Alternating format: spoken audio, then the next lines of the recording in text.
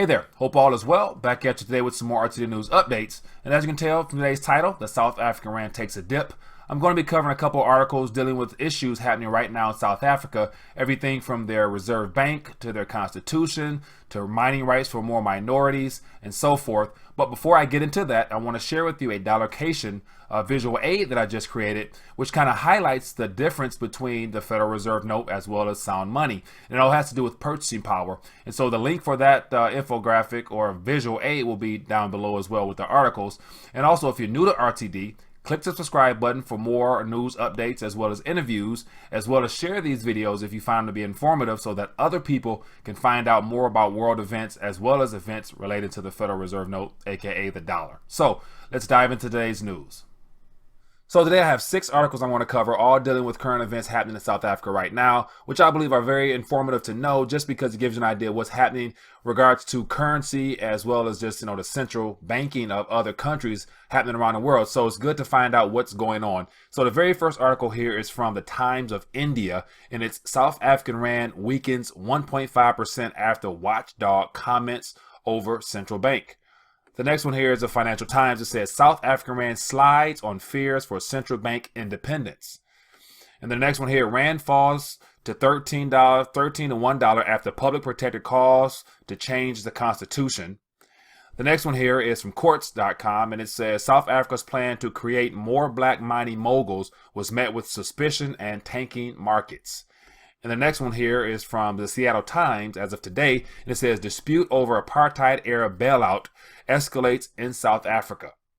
And then the very last one here is from today as well, and this is from out of South Africa, and it says Reserve Bank takes legal action against public protector.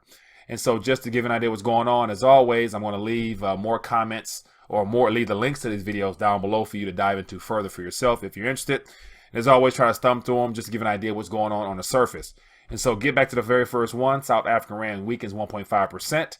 It says here, as of yesterday, it says South Africa's Rand fell more than 1.5% on Monday after the public protector, and it gives a name that I wouldn't even begin to pronounce, recommended changes to the constitution to force the central bank to promote economic growth rather than currency and price stability.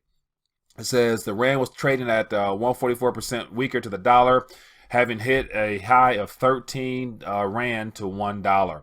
It says Mugambi, if I'm pronouncing that right, said at a news conference that the primary objective of the South African Reserve Bank should be to promote balanced and sustainable economic growth rather than to target inflation as it is now. It says it's unclear why a constitutionally mandated anti-corruption watchdog should have made the comments which alarm currency traders. It says, it's quoting her as saying, they want to initiate changes to alter the primary objective of the Reserve Bank. Some of the suggestions being to remove the reference to protect the value of the currency, and all this has caused a knee-jerk reaction. The next one here is Financial Times, and it shows the president. It shows a picture of the president surrounded by the Rand. It's Jacob Zuma. It says South African Rand fell and the sovereign bond yields jumped after the country's anti-corruption watchdog advised President Jacob Zuma to lift the focus of the central bank's mandate away from and target inflation. It says the public protector's office said on Monday that the South African Reserve Bank should promote balanced and sustainable economic growth rather than target inflation. It says Mugabe, the public protector, made the call in a report looking at the alleged corruption in an apartheid-era bailout of banks known as the sex scandal. It says, as well as promoting growth under its current mandate, the SAR, South African Reserve Bank, should also protect the socio-economic well-being of citizens and advance meaningful socio-economic transformation or increasing black ownership of the post-apartheid economy. It says the call will be seen as a threat to an institution that has so far avoided sharpened political attacks by allies of Mr. Zuma on banks and the Treasury for allegedly serving white monopoly capital over the majority black population. So it once again looks like, the Reserve Bank there, being a private entity, has favored the powers that be over the people themselves. And so there's been an outcry from one of the public protectors to begin initiating some things within their constitution to gain back some of the rights that they probably themselves gave over to the Reserve Bank. So it's going to be a interesting events to unfollow with this whole changing of the Constitution if it gets to that point. So more information there if you're interested, read down below. Next one here is just a quick summation of the same thing. It shows the dollar bill as well as the rand. And it says here, if you are unclear why a constitutionally mandated anti-corruption watchdog should have made the comments which alarm currency traders, it says they want to initiate change to alter the primary objective of the Reserve Bank. So basically saying more of the same thing as far as the idea of changing the mandate that they have with the Reserve Bank there. Next one here is some courts, and this has to do with giving more ownership to the black population there in South Africa. And it says South Africa plans to create more black mining moguls was met with suspicion and tanking markets. So it shows some workers here headed to the mine. And it says for over a century, the mining industry has been the bedrock of South Africa's economy, but the industry has historically been run by a handful of wealthy white mining magnates exploiting poor black labor. It says now a new policy promises to shake the industry to its core, and no one involved seems particularly happy with the proposal. It says on June 17th, Mineral Resource Minister unveiled the Mining Charter of 2017, a new set of industry laws that promotes the historical wrongs of industry within 12 months. It says South Africa has complied with various versions of the Mining Charter since 2002. Says the document represents a set of objectives that will be met in order to transform the industry. Says the latest one, however, was gone the furthest to change the demographics of the mining industry. For starters, it requires that all mines have 30% black ownership, an increase from 26%, and it outlines clear quotas at the various levels of leadership within mining companies. So basically, it looks like, the powers that be, or the people of South Africa, is attempting to gain more power back for the people, being that South Africa is predominantly, it looks like, African American or a black community, but yet not too many blacks have ownership and things down there. So they're looking to try to remove some power from those that have held it for so long and put it back into the people's hands, which I believe is a good thing. So we'll see what type of opposition they're met with, and if this is actually something they're able to pull off.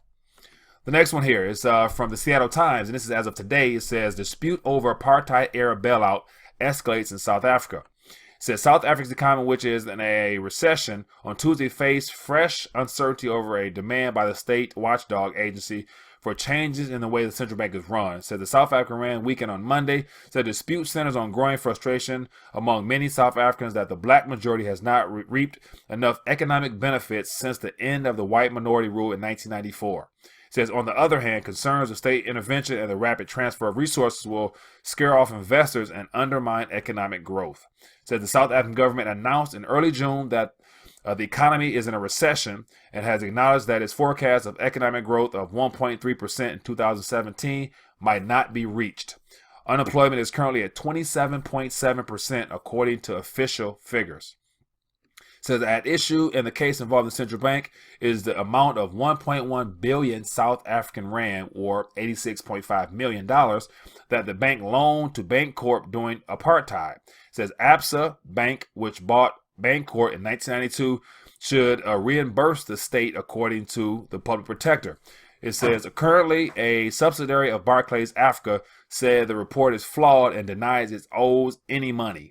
And so it says the remedial action proposed will have a negative impact on the independence of the Reserve Bank, said the central bank, adding that such actions fall outside the public protector's power and is illegal. So basically, this all ties into her comments that was made on the fact that it's time to do some things in our Constitution to lessen the power of the Reserve Bank there, and instead of focus on inflation, and focus on economic growth, which then plays into this paying back of a debt from many, many years ago that obviously was swept under the rug, of which people are starting to cry out and demand the money back. So, very last article here.